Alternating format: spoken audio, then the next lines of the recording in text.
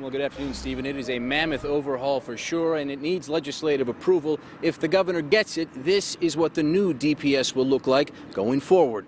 He is calling to split the district as we know it into two. On one side would be the new City of Detroit Education District, focusing solely on educating students. It would have the same teachers, same schools, same union contracts that the district has today, but what it will not have is all of its debt.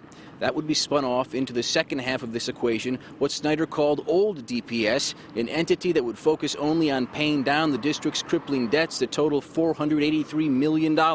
It would come at a price to other school districts. The governor's plan calls for taking up to $72 million each year from the state's school aid fund and using it to fund the new district. It is a bold plan that has already garnered a great deal of protest. I asked the governor today why he's so sure it will work.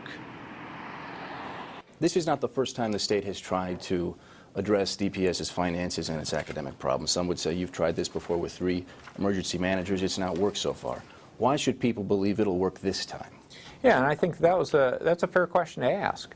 And a big part of it was it kept on coming back in the past, always, what's going on with Detroit Public Schools?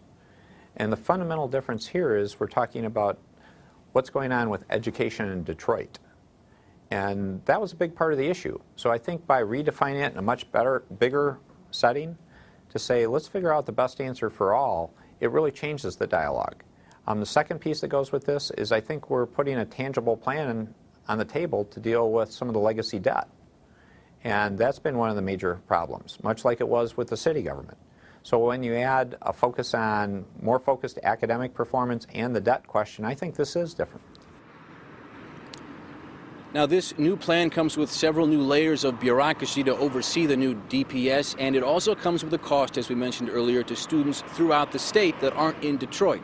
But the governor says those costs are worth it. He will talk more about the plan coming up on 7 Action News at 5 and 6. For now, we're live outside of Frederick Douglass Academy. I'm Ross Jones for the Now Detroit.